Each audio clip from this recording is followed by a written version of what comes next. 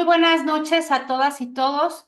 Les agradecemos que se hayan conectado para continuar con estas sesiones en este curso de preparación para el examen de personas actuarias. Quiero dar la bienvenida a nuestra ponente del día de hoy, quien abordará el tema relativo al Poder Judicial de la Federación.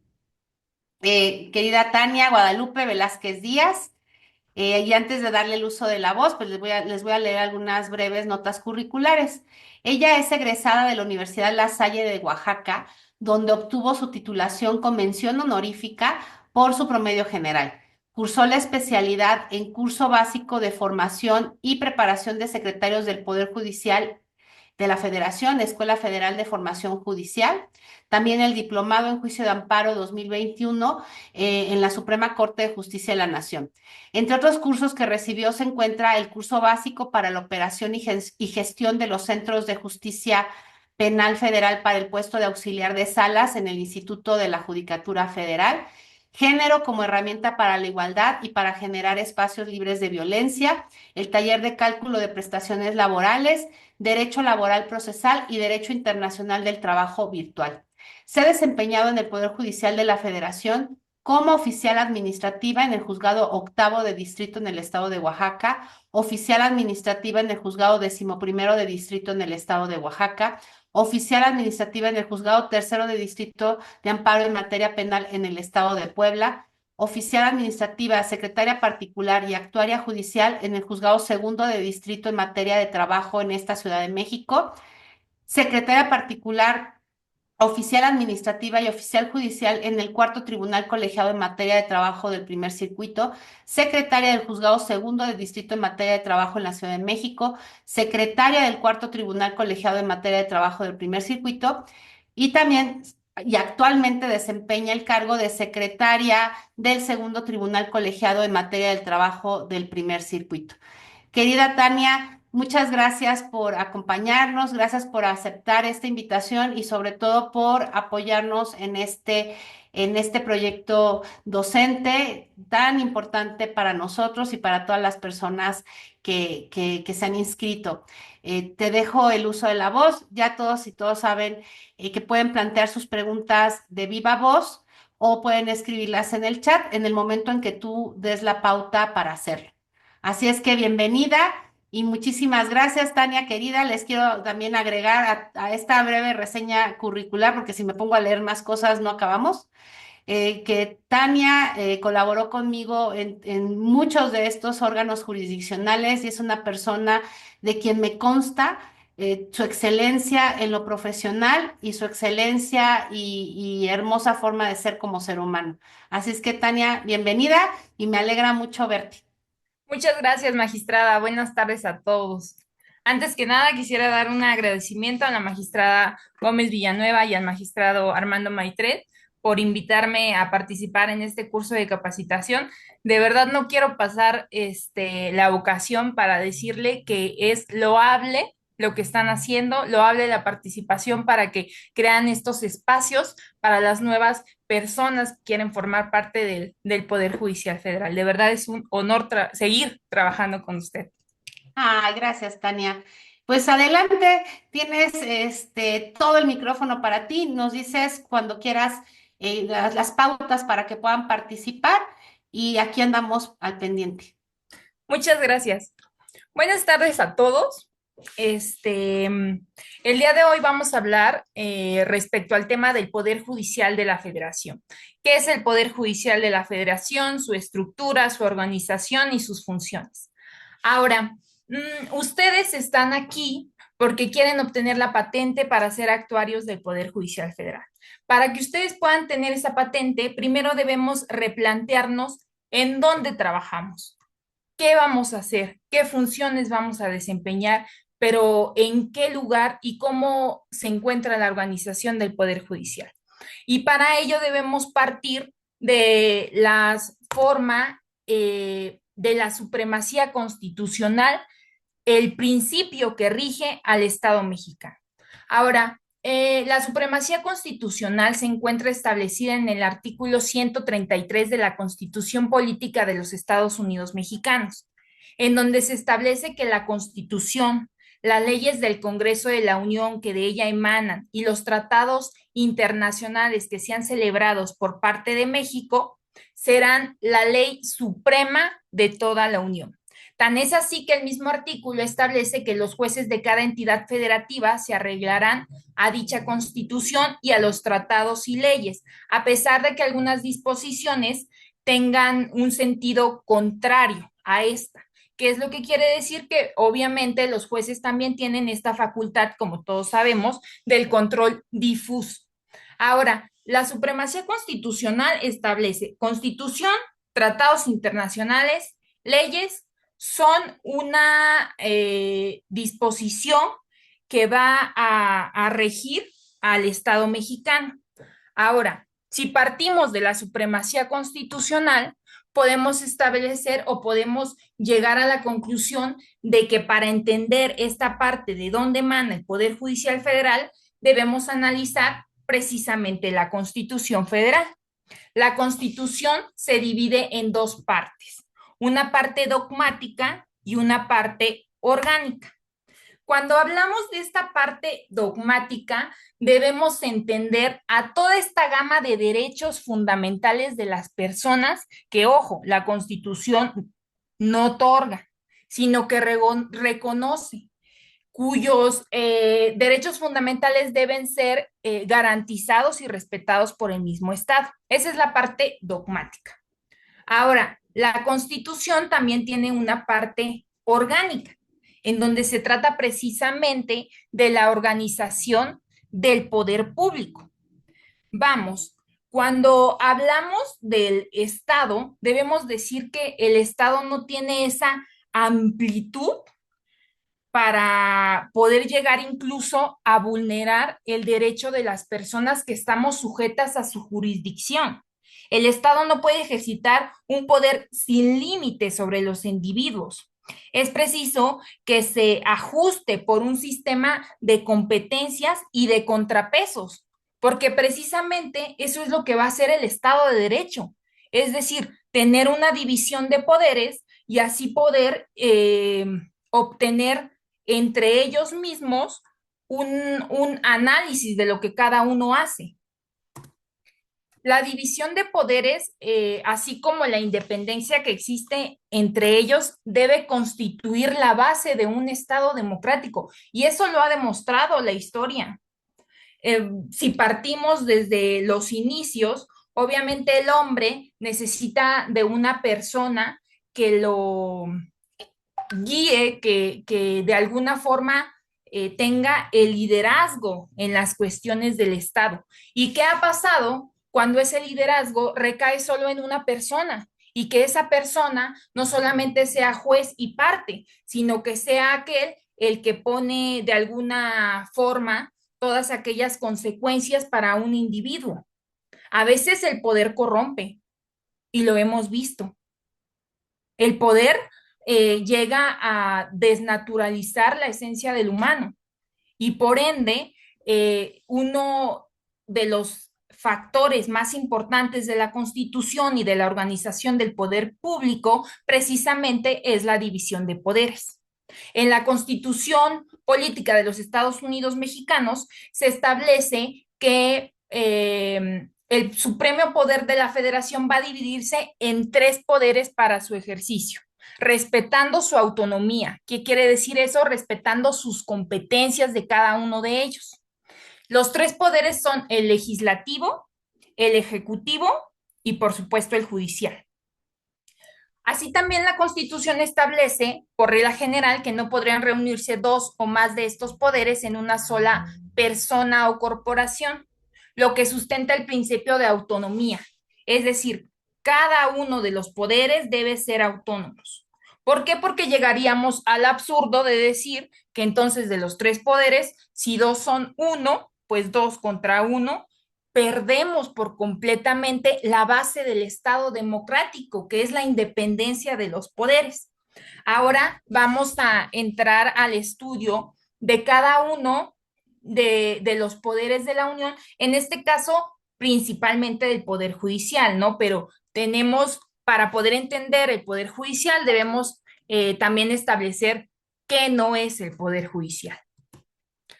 Como ya les dije, el poder se divide, el poder supremo de los Estados Unidos mexicanos se divide en el poder ejecutivo, legislativo y judicial.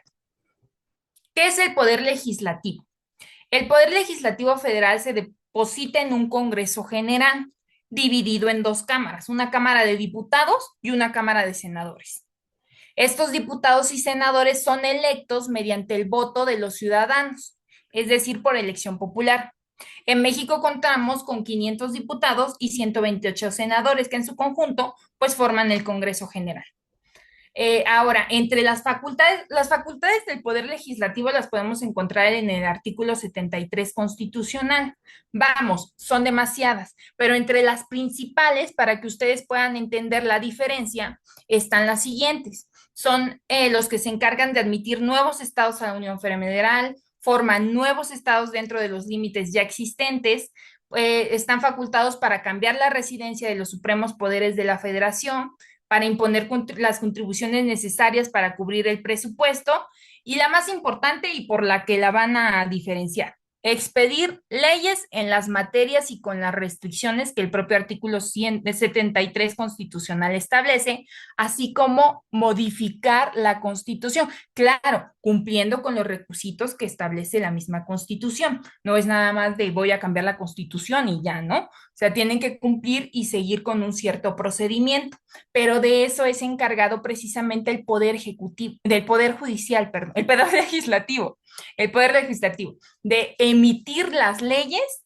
en las diferentes materias, así como modificar en algún momento, si se cumple con el procedimiento, la Constitución.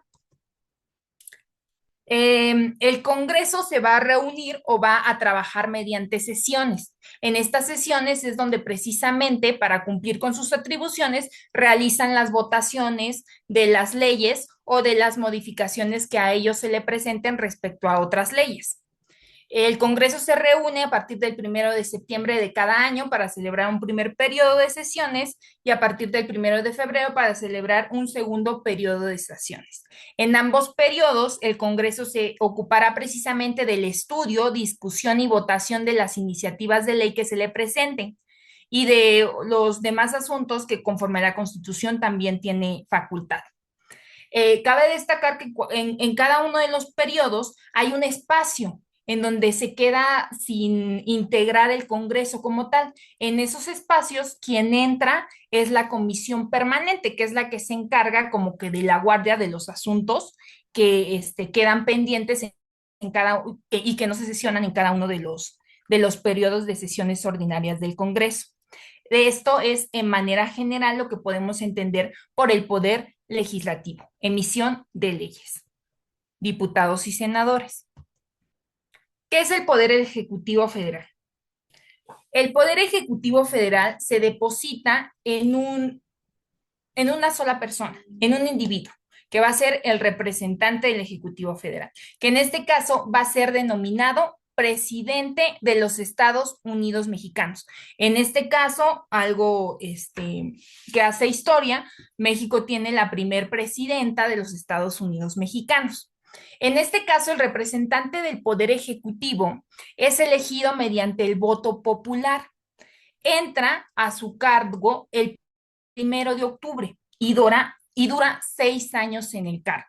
Sus funciones y facultades están en el artículo 89 constitucional y entre otras, entre las más importantes podemos encontrar que promulga y hace cumplir las leyes expedidas por el Congreso de la Unión, dispone de la Fuerza Armada para la seguridad interior y defensa exterior de la Federación, dirige la política exterior y celebra los tratados internacionales con la aprobación del Senado, nombra a los secretarios para que la apoyen en la ejecución de distintas leyes y que forman parte en cualquiera de los campos de la administración pública, y le toca nombrar con aprobación del Senado a los embajadores, cónsules generales y empleados superiores de la Hacienda. ¿Qué va a hacer el Poder Ejecutivo General? Es aquel que se encarga de toda la administración del Estado mexicano, de toda la administración pública. Legislativo, emisión de leyes. Ejecutivo, administración pública. Ahora, ¿qué es el Poder Judicial de la Federación? Es el poder que cuenta con todas las atribuciones necesarias para impartir justicia y mantener el equilibrio entre los demás poderes. Podemos decir que el Poder Judicial de la Federación es uno, bueno, no podemos decir que hay uno, un poder mejor que otro o que tenga más poder que otro. Pero vamos, el poder judicial precisamente esa es la esencia, mantener el equilibrio entre los tres poderes, porque precisamente el poder judicial se encarga no solo de impartir justicia, sino de ver que todos los actos, y cuando me refiero a actos es leyes o cualquier tipo de acto material, que vaya en contra de la Constitución y que se encarne y se encarga de establecer o de verificar que no vulneren los derechos de las personas, que es lo más importante en el aspecto de las facultades y obligaciones que puede tener el Poder Judicial Federal, porque va a ser garantizar el orden constitucional. Esa es la esencia del Poder Judicial de la Federación. No solo impartir justicia, sino verificar y proteger que todas esas leyes, que todos esos actos, que todas esas cuestiones que sean emitidas por los otros dos poderes no vayan en contra del orden constitucional, no vayan en contra de la Constitución, en contra de un tratado internacional y por supuesto que no vulneren los derechos humanos. Los integrantes de este poder son, entre otros, los ministros de la Suprema Corte, los magistrados del Tribunal Electoral Federal, del Tribunal Electoral del Poder Judicial de la Federación, los magistrados de los tribunales de circuito, colegiados y unitarios, y los jueces de distritos. Ellos son responsables, entre otras cuestiones, de interpretar las leyes. Interpretar, no crear. ¿Qué es lo que el legislador quiso decir? ¿Y qué es en principio pro hominem, por ejemplo? ¿Qué es lo que más beneficia eh, cuando tú vas a aplicar una ley a la persona y que no vaya en contra de la Constitución y tratados internacionales? Resolver las controversias que surjan entre particulares cuando se trata de asuntos de competencia federal, intervenir en las controversias que se susciten cuando una ley o acto de autoridad viole derechos humanos y resolver conflictos entre autoridades, por ejemplo, cuando aleguen una invasión en su ámbito de atribuciones. Entonces, en este punto ya podemos diferenciar claramente la competencia y qué son tanto el poder judicial, poder ejecutivo como poder legislativo. ¿Hasta aquí tienen alguna pregunta?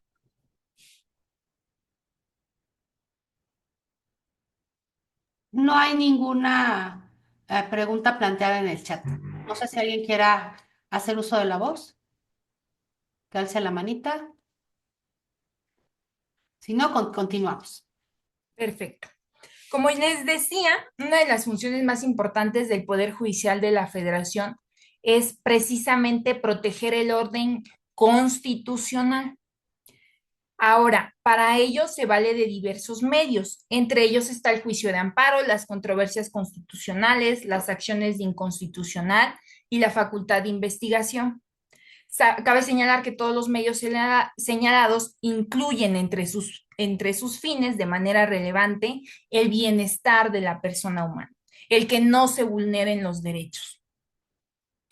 Ahora, para entender más el Poder Judicial de la Federación, ya dijimos, ok, es el encargado de impartir justicia, es el encargado de tener el control de constitucionalidad y entre ello lo que busca es que no se vulneren los derechos de las personas.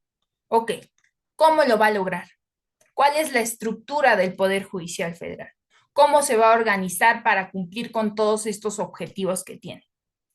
La estructura del Poder Judicial de la Federación está establecida en el artículo 94 constitucional y primero de la Ley Orgánica del Poder Judicial de la Federación. Aquí quiero acotar y quiero hacer una mención de lo que vamos a analizar. En un primer punto, o en el curso de capacitación, vamos a realizar el estudio del Poder Judicial de la Federación anterior a la reforma constitucional de septiembre del año pasado. Es decir, esta estructura que yo les voy a mostrar en una primera parte es atendiendo al Poder Judicial anterior a las reformas de la Constitución de 2025. Posteriormente, les voy a hablar ya de manera breve de lo que significó la reforma al Poder Judicial del año pasado y cómo impactó en los nuevos órganos que van a integrar al Poder Judicial de la Federación. Entonces, para que sí, por favor, tengan en cuenta que la exposición pues va a tener como dos partes. La primera, el Poder Judicial anterior y no anterior, sino con los órganos anteriores y lo que implicó la reforma de 2020, de septiembre de 2024. Entonces, eh, antes de la reforma de septiembre de 2024, la estructura orgánica estaba en el artículo 94 constitucional y primero de la ley orgánica, y establecía que el Poder Judicial de la Federación se integraría por la Suprema Corte de Justicia de la Nación, el Tribunal Electoral, plenos regionales, tribunales de circuito, tribunales colegiados de apelación, juzgados de distrito y el Consejo de la Judicatura Federal. El Consejo de la Judicatura Federal como órgano administrativo y todos los demás como jurisdiccionales. Ahora, les pongo aquí abajo los tribunales de las entidades federativas. Ojo, obviamente los tribunales de las entidades federativas no forman parte del Poder Judicial de la Federación, pero el mismo artículo 94 y primero sí hacen una salvedad que ellos pueden ser, obviamente, órganos auxiliares para el Poder Judicial de la Federación. Les pongo un ejemplo, en amparo directo ante quien se presenta la demanda de amparo es ante la Junta en su tiempo o ahora el Tribunal Laboral. La Suprema Corte ahora vamos a analizar cada uno de los órganos que forman parte del Poder Judicial Federal. Y empezamos con la Suprema Corte de Justicia de la Nación. Su integración y funcionamiento están en los artículos 2 a 23 de la Ley Orgánica del Poder Judicial de la Federación. ¿Y qué dicen estos artículos? La Suprema Corte se va a integrar por 11 ministros. Las y los ministros durarán 15 años en su cargo, salvo que sobrevenga alguna incapacidad física o mental permanente. De esos 11 ministros, la Suprema Corte va a trabajar en pleno o en salas. En pleno, los 11 ministros, en salas divididos en 5 y 5.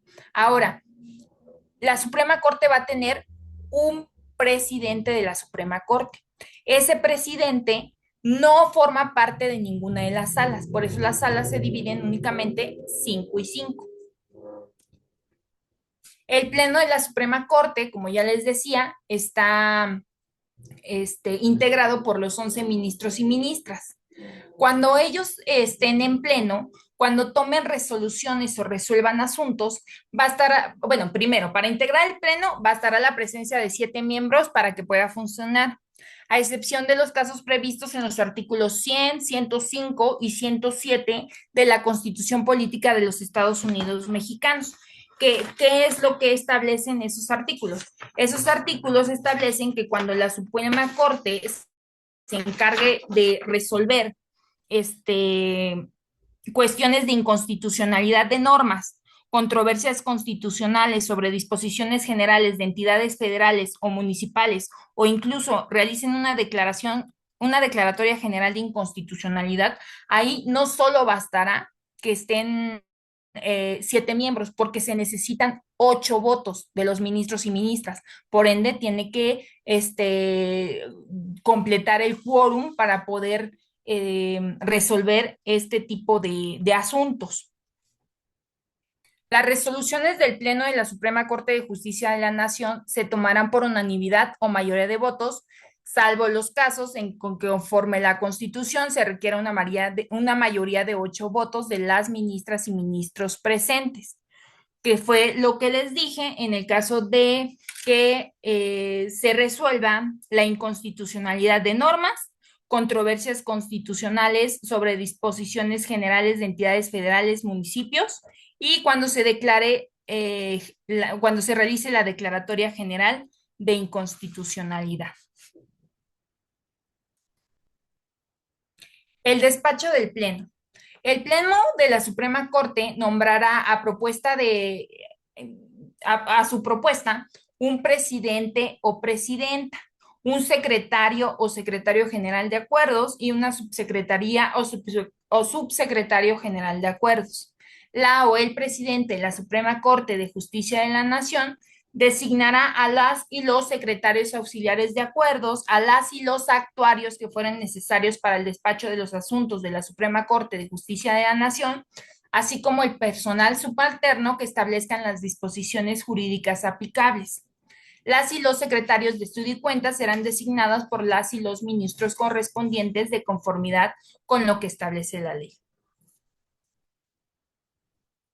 Vamos a encontrar algunas atribuciones. Para ello, prefiero que como complemento ustedes lean la Ley Orgánica del Poder Judicial de la Federación en cuanto a atribuciones y facultades que tienen cada uno de los órganos, porque son demasiadas. Entonces, yo les digo algunas principales, pero para que ustedes estén conscientes, pueden leer la Ley Orgánica del Poder Judicial de la Federación. Ahora, el presidente de la Suprema Corte de Justicia de la Nación durará 4 años en su cargo. Dice, cada 4 años, las y los integrantes de la Suprema Corte de Justicia de la Nación elegirán de entre ellas y ellas al presidente, quien no podrá ser reelecto por el periodo inmediato posterior. La elección tendrá lugar en la primera sesión del año que corresponda. Entre las atribuciones del presidente de la Suprema Corte de Justicia de la Nación, pues vamos a tener representar a la Suprema Corte, tramitar los asuntos de competencia del Pleno de la Suprema Corte de Justicia de la Nación, autorizar la lista de asuntos, dirigir debates y conservar el orden en las sesiones del Pleno, firmar las resoluciones del Pleno de la Suprema Corte de Justicia de la Nación, despachar los asuntos de la Suprema Corte, establecer comités de ministras y ministros como instancias de consulta, resolver procedimientos de responsabilidad administrativa y en su caso aplicar sanciones, y acordar lo relativo a licencias, remociones respecto de los integrantes de la Suprema Corte y comunicar al o el presidente de la República las ausencias definitivas de las y los ministros de la Suprema Corte de Justicia de la Nación, entre otros. Ahora, ya dijimos, la Suprema Corte de Justicia de la Nación va a funcionar en pleno o en salas, primera y segunda sala. En pleno los 11 ministros, en salas 5 ministros cada uno. ¿Por qué? Porque el presidente de la Suprema Corte no forma parte de las salas de la Suprema Corte de Justicia de la Nación.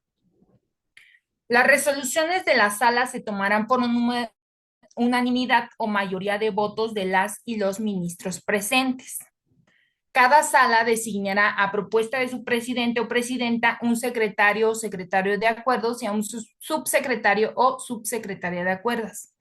Cada sala nombrará a las y los secretarios auxiliares de acuerdos, actuarios, actuarias y personal subalterno que establezcan las disposiciones jurídicas aplicables y resolverá lo relativo a las licencias, remociones, suspensiones y renuncia de todos y cada uno de ellos.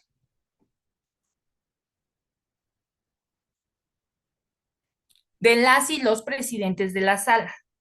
En este caso, a diferencia del presidente del Pleno de la Suprema Corte de Justicia de la Nación que dura 4 años, las presidentas o presidentes de las salas durarán 2 años. Cada 2 años, las y los integrantes de las salas elegirán de entre ellas y ellos a la persona que deba fungir como presidente, la cual no podrá ser reelecta por el periodo inmediato posterior.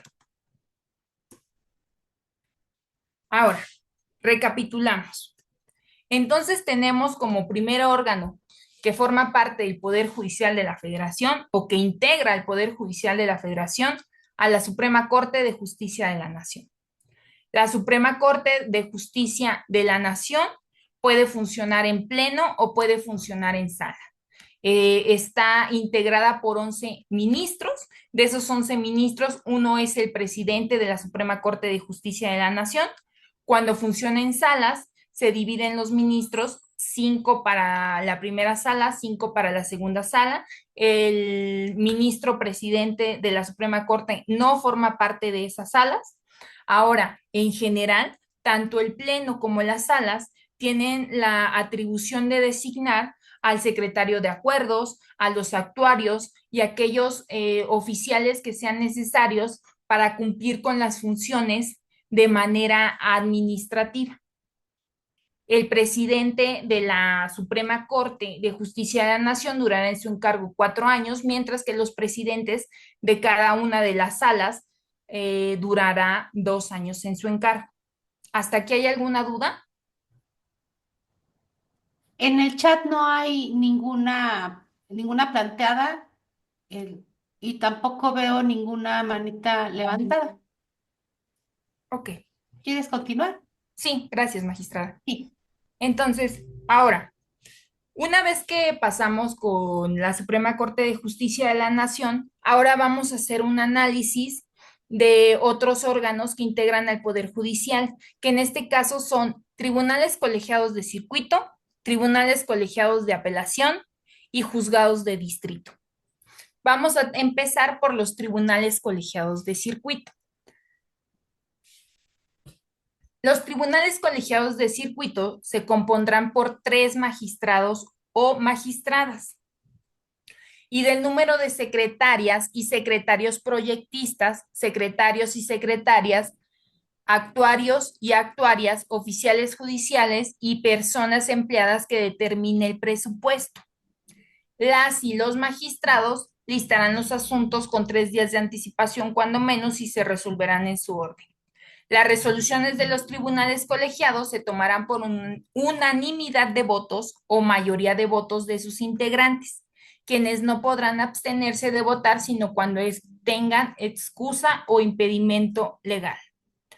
Son competentes los tribunales colegiados de circuito para conocer de los juicios de amparo directo, de los recursos de revisión, de amparo indirecto, del recurso de queja, en los casos y condiciones establecidas en la ley de amparo, del recurso de inconformidad, del recurso de revisión, de los recursos de impedimentos y excusas y de los recursos de reclamación previstos en el artículo 104.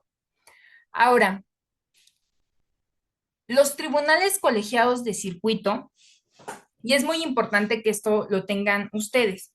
Cuando hablamos que ustedes están presentando un curso para la capacitación de actuarios, si nos vamos a la realidad, los actuarios o donde se buscan más empleos dentro del Poder Judicial son tribunales colegiados de circuito y juzgados de distrito. Bueno, ahora los juzgados de distrito en materia laboral o en materia penal.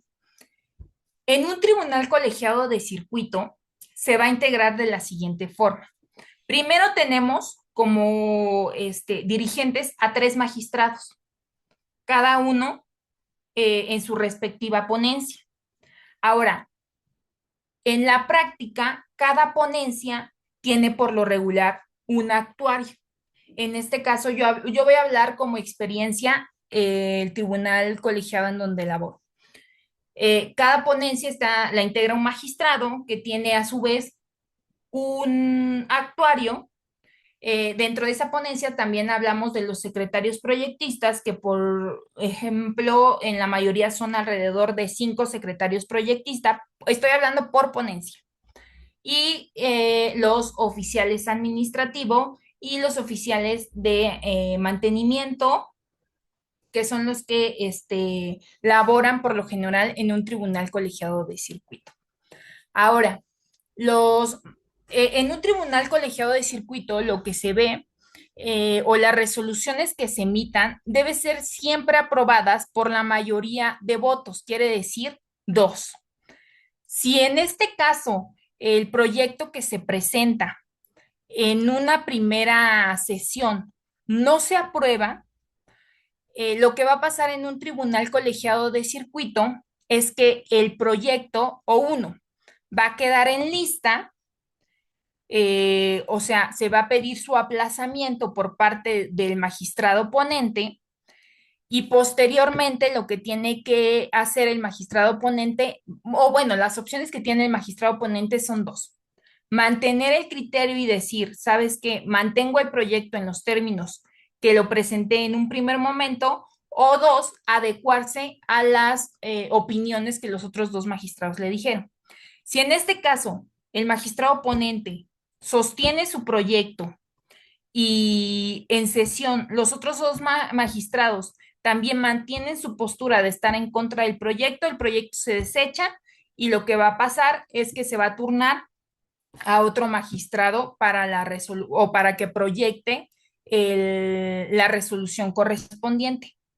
Ahora, en dado caso que el proyecto se mantenga por mayoría de 2 votos, el proyecto sale y ya sea que el magistrado que no esté de acuerdo proponga su voto particular para establecer el por qué no está de acuerdo con el proyecto. Una vez que tenemos celebrado el proyecto, nosotros tenemos 10 días para engrosarlo. Y es ahí cuando entra precisamente el actuario, porque es el que se va a encargar de realizar las notificaciones conforme la ley de amparo para las partes dentro del juicio de amparo directo, dentro del amparo en revisión, dentro de todos los recursos que pueda conocer también el Tribunal Colegiado de Circuito. Por eso es muy importante que ustedes como actuarios vean o analicen y tengan muy presente cuál es el tipo de órgano dentro del Poder Judicial Federal para el que van ustedes a trabajar, sea un tribunal colegiado de circuito, un juzgado de distrito, un tribunal colegiado, un tribunal unitario.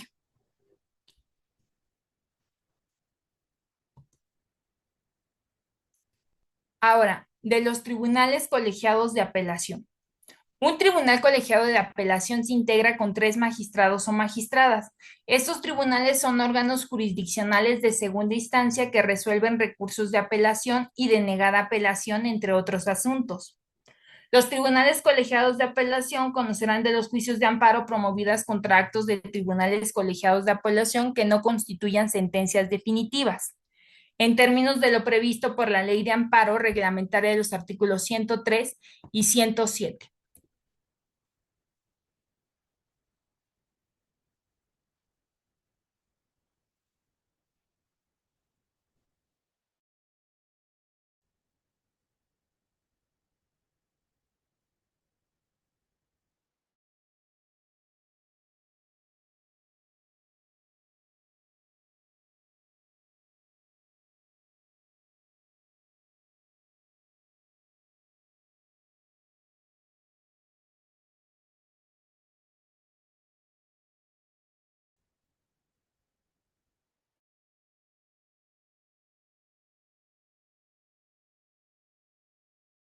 Creo que te perdimos, Tania.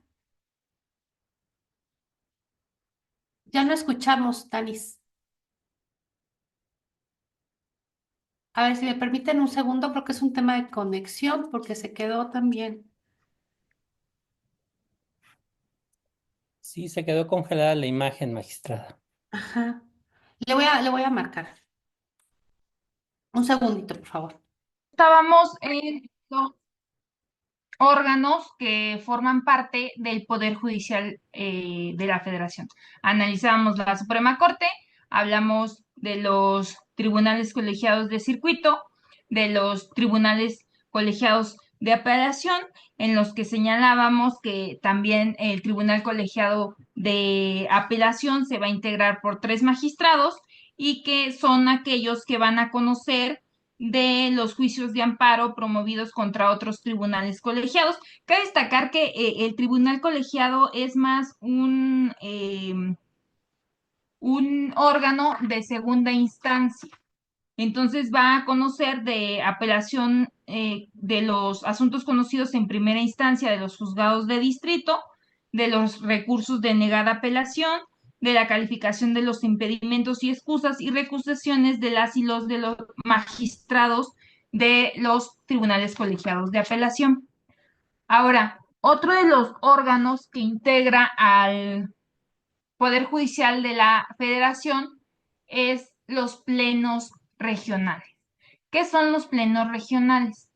Los plenos regionales son los órganos facultados para resolver las contradicciones de criterios sostenidos entre otros tribunales colegiados de circuito respecto de la región correspondiente. Los plenos regionales están divididos por regiones en el estado, bueno, en general en México. Ellos, entre sus funciones, va a ser resolver las contradicciones de criterios sostenidos entre los tribunales colegiados que formen parte de su delimitación o de su competencia. Asimismo, también tienen entre sus funciones denunciar ante el Pleno o las salas de la Suprema Corte de Justicia de la Nación las contradicciones de criterios que se susciten entre diversos plenos regionales. Así, también tienen la función de solicitar a la Suprema Corte de Justicia de la Nación, conforme los acuerdos generales, que inicie el procedimiento de declaratoria general de inconstitucionalidad cuando dentro de su región se haya emitido una jurisprudencia derivada de amparos indirectos en revisión en la que se declare la inconstitucionalidad de una norma general. Va a conocer también de los conflictos competenciales que se susciten entre órganos jurisdiccionales y las demás que le refiera la ley. Ahora, estos plenos regionales, ¿cómo se van a integrar?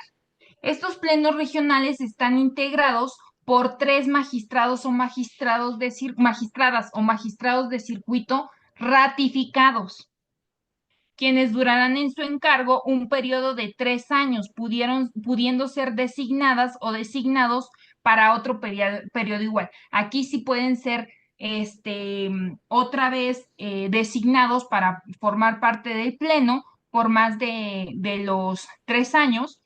Y en este caso, ¿a qué se refiere cuando hablamos de magistrados o magistrados de circuito ratificados?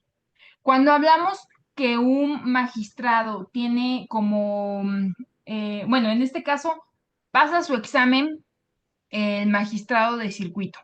Una vez que pasa su examen, tienen que pasar 6 años. Una vez que pasan esos 6 años, se va a abrir una etapa de ratificación del magistrado, en donde se puede decir que de alguna forma obtienen ya una seguridad más de su empleo respecto al cargo de magistrado que tiene, que es después de los 6 años.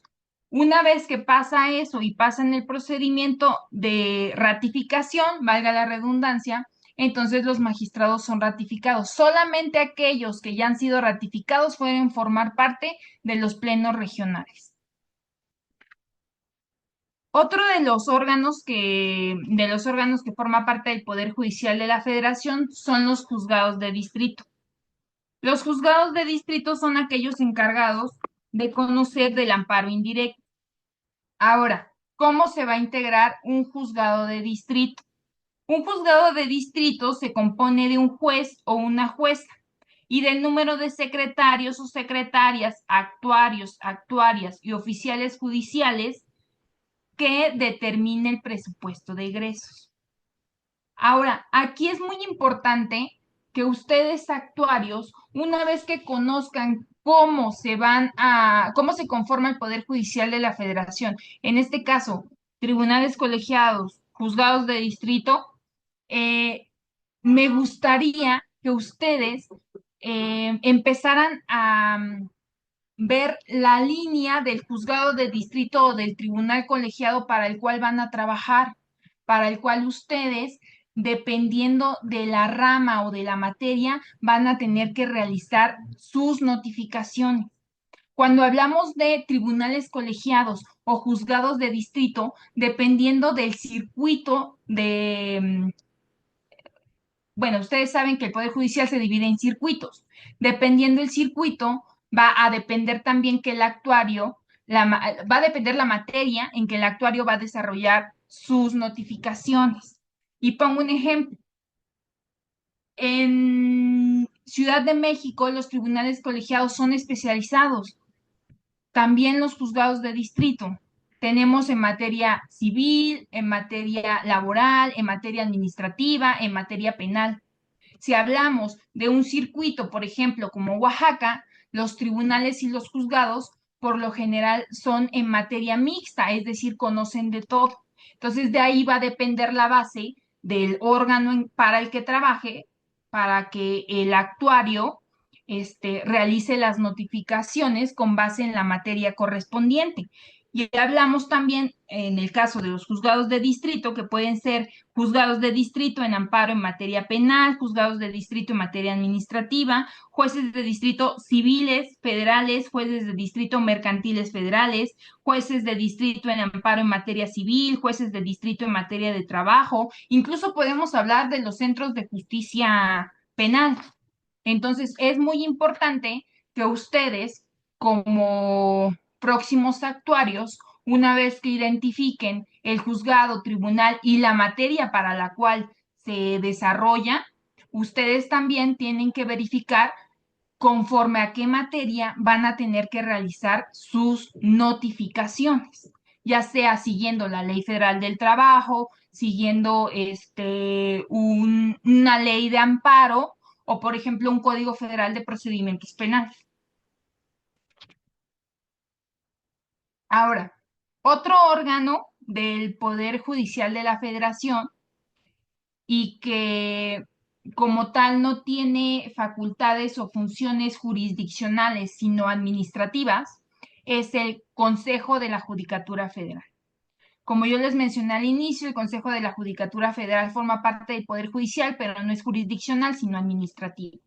El Consejo de la Judicatura Federal se encarga de la administración, vigilancia, disciplina y carrera judicial del Poder Judicial de la Federación y estará a cargo de un presidente del Consejo de la Judicatura Federal. En el caso, el ministro presidente de la Suprema Corte de Justicia de la Nación es quien rige la presidencia también del Consejo de la Judicatura Federal. El Consejo velará en todo momento por la autonomía de los órganos del Poder Judicial de la Federación y por la independencia, imparcialidad y la legitimidad de las y los miembros del mismo Consejo. El Consejo se integra por 7 consejeras o consejeros y funcionará en pleno o a través de comisiones. Estará presidido, como ya les decía, por él o la presidenta de la Suprema Corte de Justicia de la Nación. El pleno se integra por 7 personas consejeras, pero bastará con 5 de ellas para funcionar. Sus atribuciones están establecidas en el artículo 86 de la Ley Orgánica del Poder Judicial de la Federación. Ahora, las resoluciones del Pleno, para que tengan validez, se deben tomar por el voto de la mayoría de las o los consejeros presentes. Pero se deben, solamente serán válidas en algunos casos por mayoría calificada de 5 votos.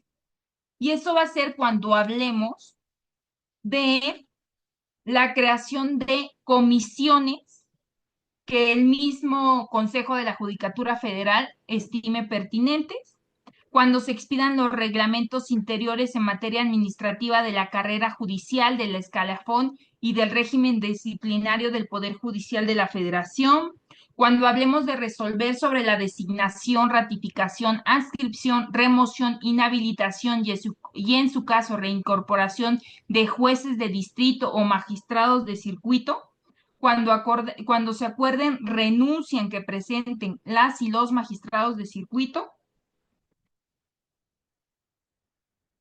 cuando hablemos de establecer la normatividad y los criterios para modernizar las estructuras orgánicas del sistema y procedimientos administrativos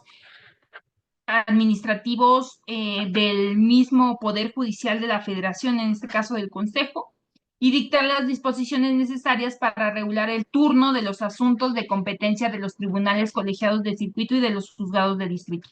En este caso, el Pleno deberá contar con mayoría calificada de 5 votos para poder decir que sus resoluciones sean válidas.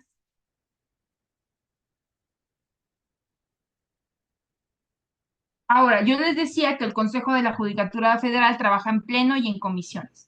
Las comisiones son aquellas con las que va a contar el Consejo, que pueden ser permanentes o transitorias, cuyo número y atribuciones se determinará mediante acuerdos generales del Pleno, debiendo contemplarse en la composición de aquellas una distribución igualitaria entre las y los consejeros.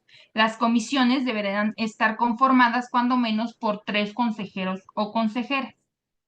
Ahora, el Consejo de la Judicatura Federal tiene órganos auxiliares que lo ayudan en esta función que tiene como administrador del Poder Judicial Federal. En este caso, entre los órganos auxiliares podemos encontrar la Escuela Federal de Formación Judicial, la Visitaduría Judicial, la Unidad General de Investigación de Responsabilidades Administrativas, la Contraloría, el Instituto Federal de la Defensoría Pública y el Instituto Federal de Especialistas de Concursos Mercantiles en los términos que establece la ley de los concursos mercantiles. ¿Qué es la Visitaduría Judicial? La Visitaduría Judicial es el órgano auxiliar del Consejo de la Judicatura Federal, competente para inspeccionar e investigar el funcionamiento de sus órganos jurisdiccionales, a fin de lograr un ejercicio responsable, profesional e independiente en la función jurisdiccional. Las funciones que se confieren a la visitaduría judicial serán ejercidas por las y los visitadores, quienes tendrán el carácter de personas representantes del Consejo de la Judicatura Federal. En este caso, no sé si ustedes, bueno, quiero pensar que la mayoría de ustedes ya forma parte del Poder Judicial Federal en un órgano, ya sea juzgado de distrito o tribunal colegiado. No sé si me equivoque o tengamos alguno que sea del sector privado que quiera entrar al sector público. Pero no sé si les ha tocado en sus tribunales o en sus juzgados las visitas que pueden ser ordinarias y extraordinarias. Y llega un visitador precisamente a ver o a verificar que el órgano de control constitucional tenga todo bajo control, que en este caso es más respecto a estadística del mismo órgano. De eso se encarga precisamente la visitaduría judicial, de investigar el correcto funcionamiento de los órganos jurisdiccionales. Después tenemos la Unidad General de Investigación de Responsabilidades Administrativas. Esta fungirá como autoridad investigadora en los términos de la Ley General de Responsabilidades Administrativas y tendrá la carga de la prueba para demostrar la veracidad sobre los hechos que demuestren la existencia de faltas administrativas, así como la responsabilidad de aquellos a quienes imputen estas mismas responsabilidades. De eso se va a encargar la Unidad General de Investigación de Responsabilidades Administrativas, como su nombre lo indica. Hay un órgano auxiliar como tal del Consejo, pero este órgano, más que administrativo, es técnico. Y hablamos de la unidad de peritos judiciales. La unidad de peritos judiciales ahora sí la podemos tener como un órgano auxiliar. Se encuentra regulada incluso en la Ley Orgánica del Poder Judicial de la Federación. La unidad de peritos judiciales es un área técnica de naturaleza y finalidad exclusiva y exclusivamente pericial, y su objeto es el auxilio específico a los tribunales en materia laboral en los casos en que determine la ley. Por lo regular, esta unidad de peritos se encarga de ayudar a los tribunales en materia de trabajo del nuevo sistema para determinar en su mayoría de los casos por los peritos médicos algún tipo de enfermedad o enfermedad de trabajo o enfermedad del orden general que solicitan los actores por esa vía. Otro de los órganos auxiliares es las Contralorías del Poder Judicial de la Federación.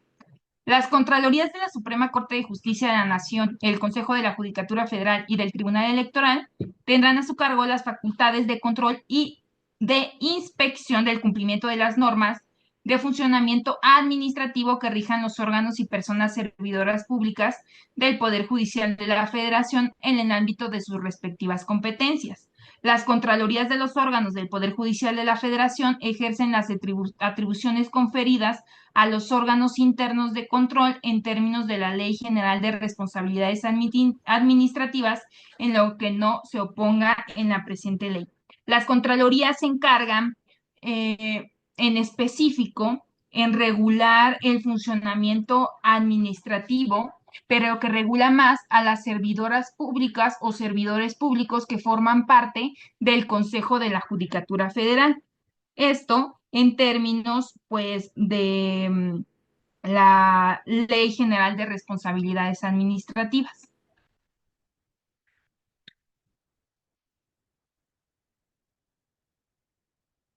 Por último, como órgano del Poder Judicial de la Federación, tenemos al Tribunal Electoral del Poder Judicial de la Federación. Ahora, el Tribunal Electoral es el órgano especializado del Poder Judicial de la Federación y la máxima autoridad jurisdiccional en materia electoral.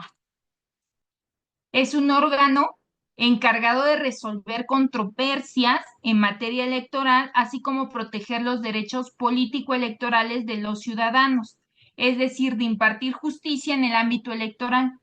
Su propósito fundamental es el de actuar como la máxima autoridad en materia de justicia electoral y garantizar los principios de constitucionalidad y legalidad en los actos y resoluciones electorales. ¿Cómo va a ser la estructura y el funcionamiento del Tribunal Electoral?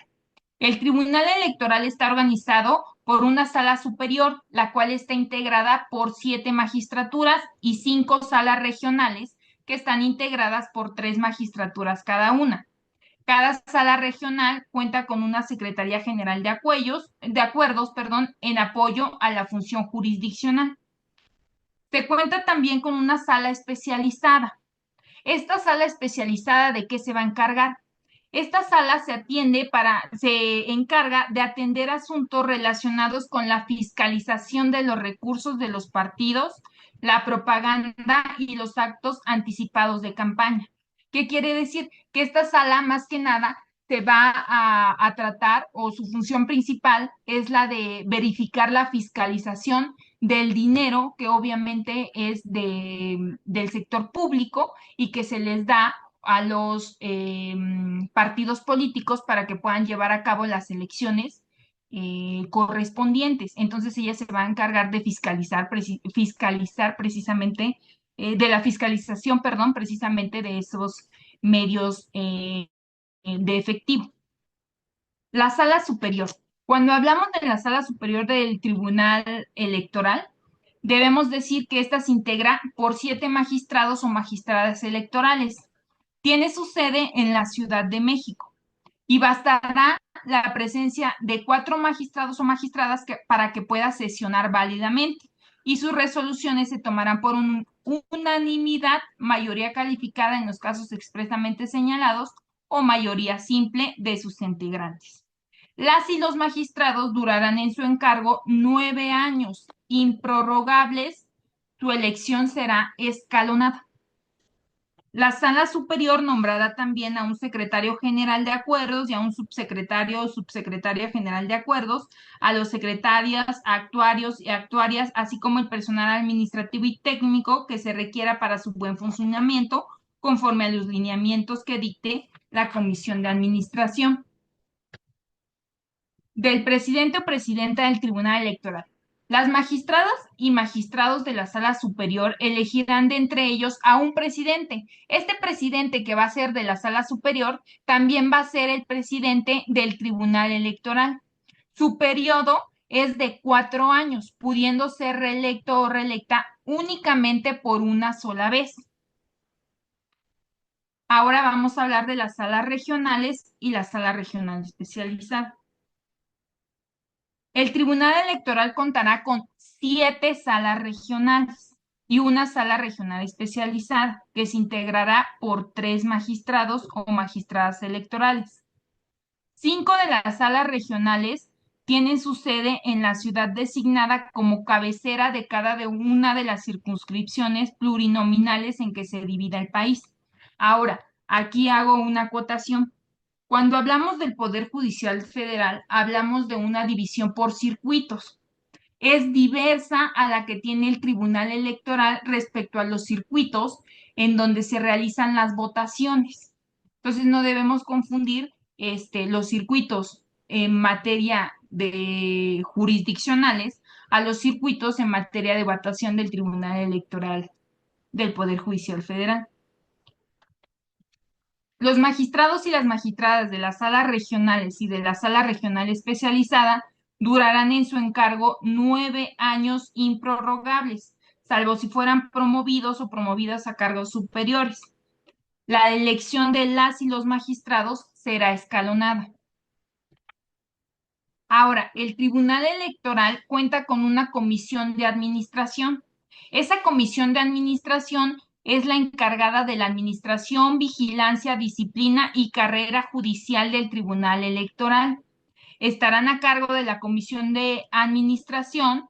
La comisión de administración, disculpen, se integrará por el presidente o la presidenta de dicho tribunal, quien la presidirá, un magistrado o magistrada electoral de la sala superior designado o designada por insaculación, así como 3 miembros del Consejo de la Judicatura Federal. Las y los comisionados serán el magistrado o la magistrada de circuito de mayor antigüedad como tal y él o la consejera designada por la Cámara de Senadores del Congreso de la Unión con mayor antigüedad en el Consejo de la Judicatura Federal, así como él o la consejera designada por el presidente o presidente de la República.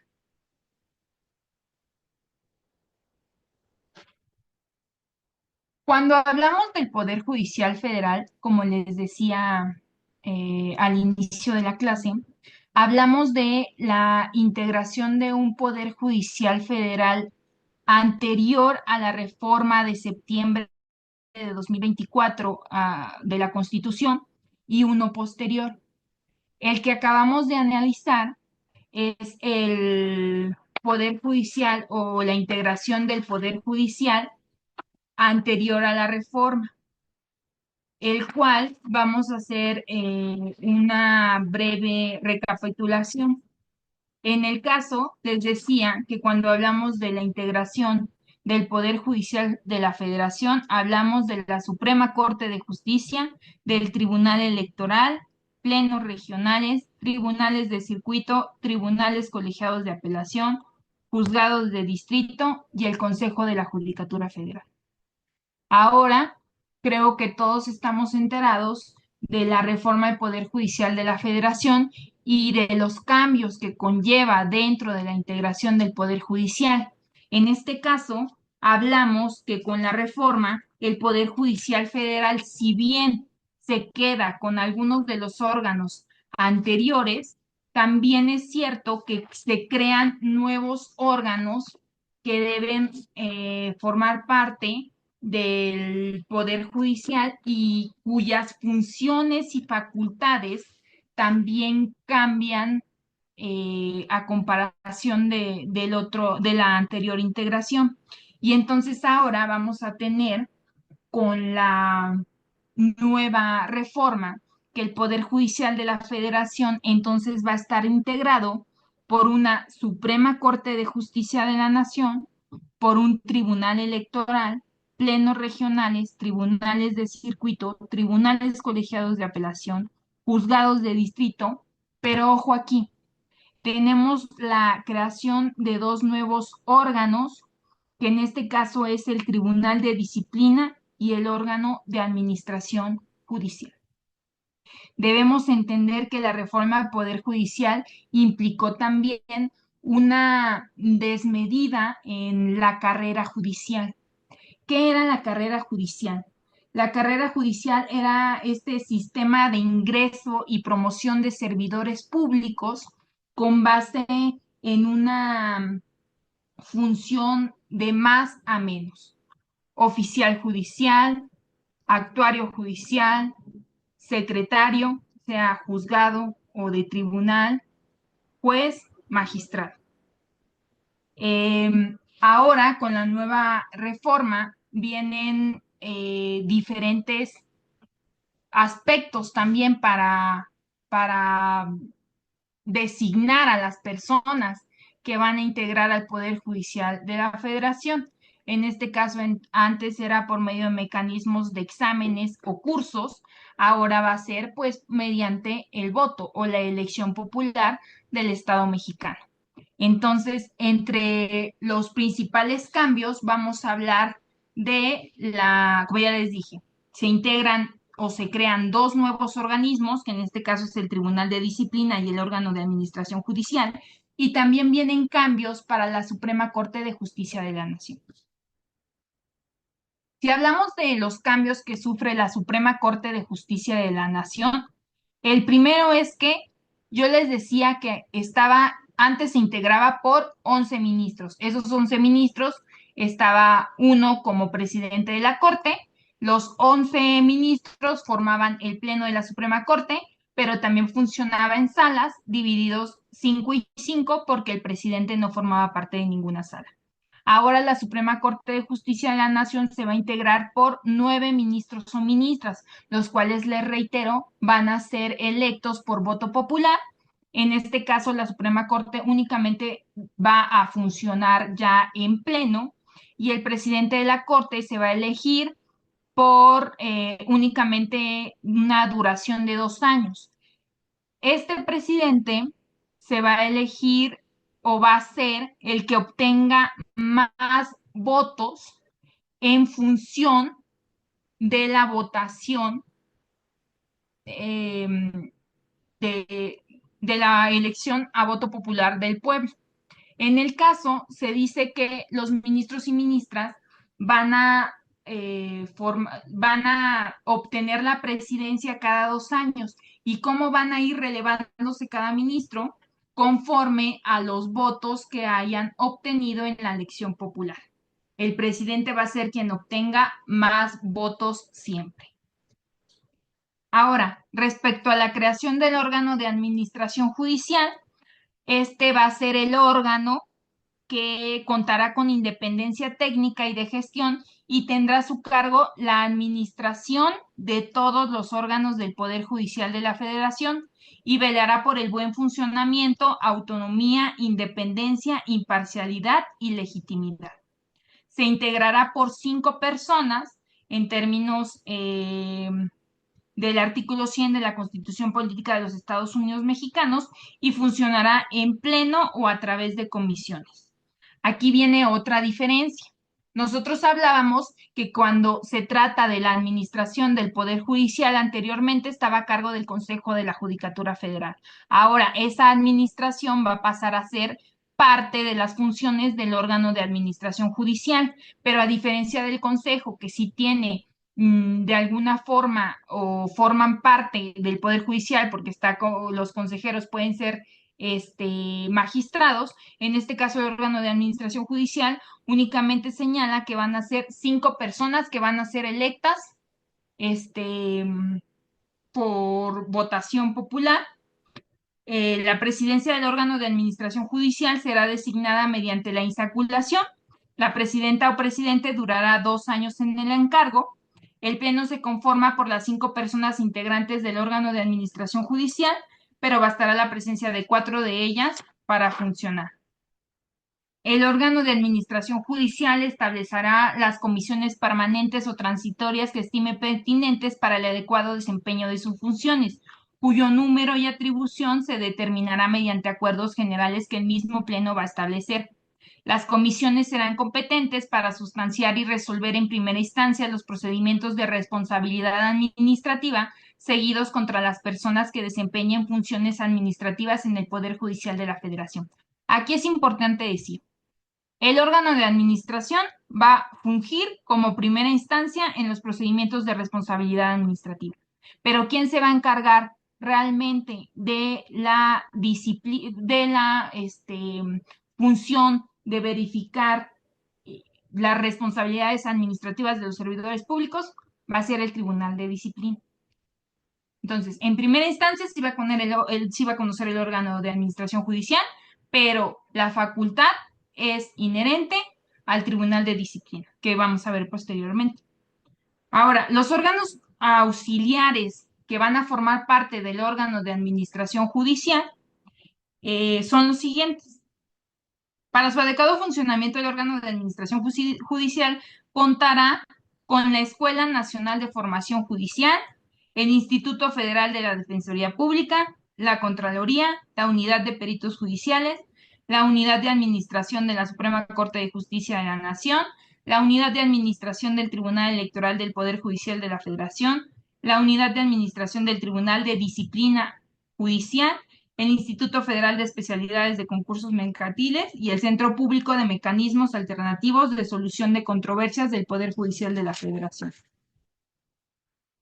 Ahora, el otro órgano que forma parte ahora del Poder Judicial de la Federación o que se creó con la reforma de septiembre de 2025 es el Tribunal de Disciplina. ¿De qué se va a encargar el Tribunal de Disciplina?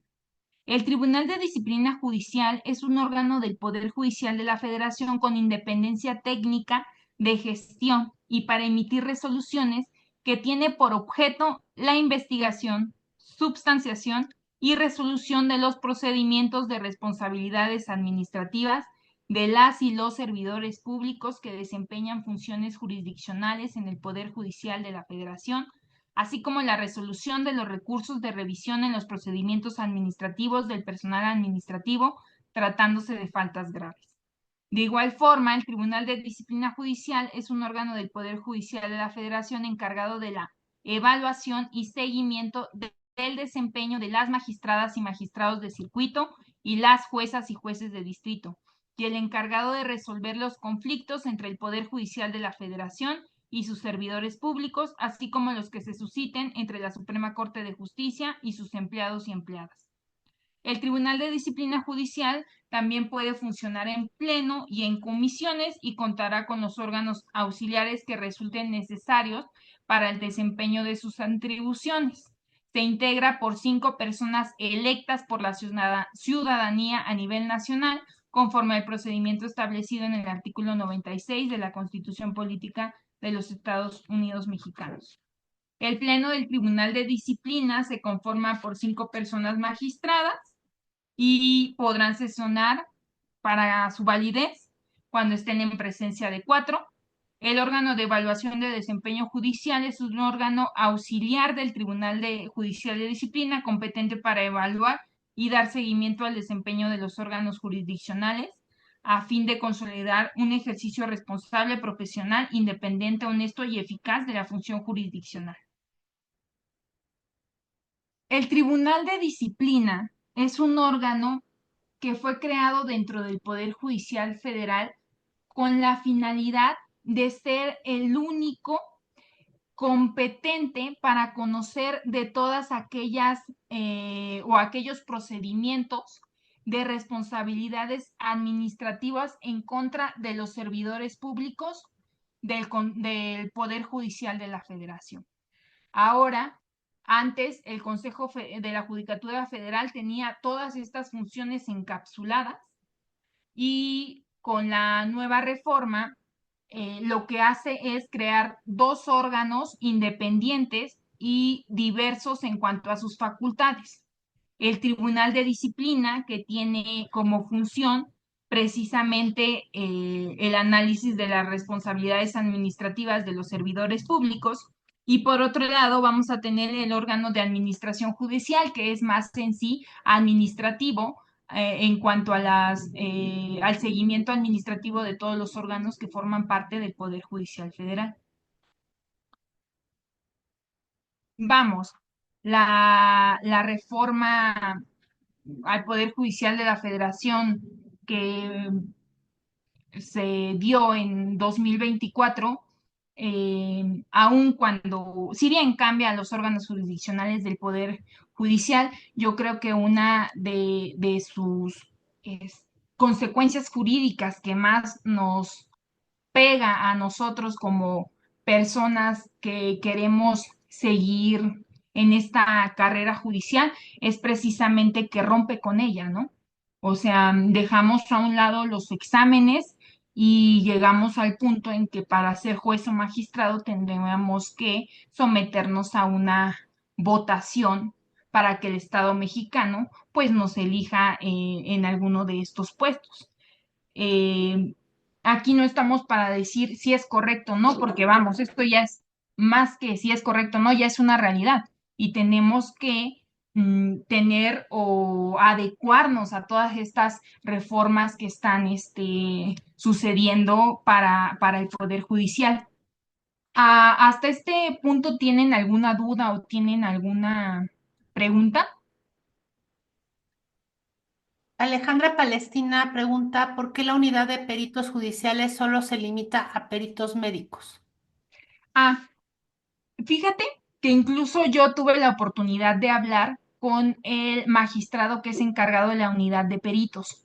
Me dice, la unidad de peritos, si bien ya existía tiempo atrás, con la creación de los tribunales laborales es que tiene un ímpetu mayor o que se fue más visible para el Poder Judicial. Y solamente ellos dicen que se centran en peritos en medicina porque es lo que más solicitan los tribunales laborales. Ellos están, como les expliqué, la unidad de peritos es para los tribunales laborales. Entonces, el consejo, dentro de su presupuesto, lo que ellos me decían es que dentro de su presupuesto solo tienen por el momento para peritos médicos, porque si los tribunales o incluso órganos como tribunales colegiados o juzgados de distrito necesitan algún peritaje de otra materia, para eso tenemos las listas de las y los peritos que pueden fungir para los juicios en materia, en tribunales y juzgados de distrito, que ya no son parte del consejo. Esos ya pueden ser en materia de psicología, si tú necesitas, en materia, otros peritos, pero a ellos ya son como prestadores de servicios para el Poder Judicial, no como tal trabajadores como la unidad de peritos. La unidad de peritos, contestando tu pregunta, solamente ahorita es medicina, atendiendo a las necesidades de los tribunales laborales. Y obviamente atendiendo también al presupuesto, porque ellos decían que pues no tienen para más peritos. En el chat ya no hay ninguna otra pregunta. No sé si alguien tenga alguna duda y que quiera alzar la mano o plantearla en el chat.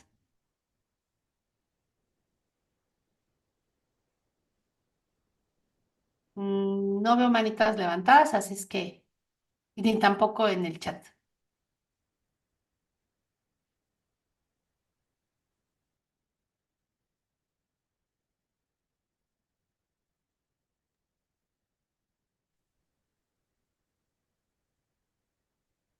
Ya no hay preguntas, Jatanis.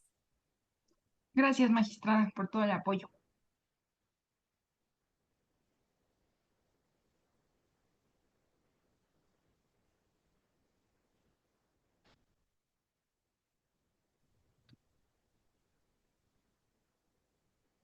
¿Quieres concluir con alguna otra cosa o Sí, como conclusión, quería yo comentarles mis estimados próximos actuarios del Poder Judicial de la Federación que es muy importante que ustedes cuando aterricen la idea de ser actuarios, vean el órgano del Poder Judicial de la Federación para el cual quieren trabajar, para el cual van a trabajar.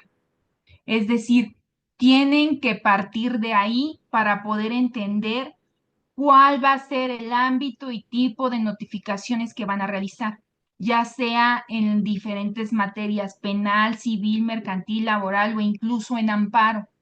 Entonces es muy importante que ustedes sepan la organización del Poder Judicial Federal y de los eh, órganos tanto jurisdiccionales como administrativos. Y de verdad les deseo y espero eh, todo el éxito del mundo para el examen que van a presentar en poco tiempo. Muchas gracias, Tani. Magistrado Gracias, Mayor. maestra. Bueno, no, nada más para agradecer muchísimo a Tania esta brillante exposición. Creo que tiene razón. Hay que conocer bien de dónde venimos y hacia dónde va el Poder Judicial por los retos que se les vienen a las futuras generaciones de servidoras y servidores públicos de carrera, ¿no? Aparentemente pueden ser funciones muy similares, pero siempre las visiones, las políticas institucionales que proyectan los órganos cúpula cambian el funcionamiento. Entonces, gracias Tania por esta exposición, por ponernos pues los contextos de, insisto, dónde estamos, a dónde vamos. Y me parece que estas últimas palabras que decías resultan muy, muy motivacionales para las personas que en breve van a desarrollar esta importante función judicial. Gracias, de verdad, por apoyar el ejercicio que hoy estamos llevando a cabo.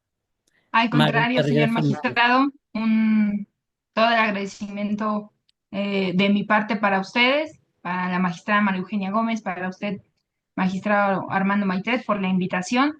Espero contribuir con mi granito y reitero, es loable la participación de ustedes para la creación de estos nuevos servidores públicos del Poder Judicial de la Federación. Maru, Mil gracias, Tania. Muy buena tu exposición.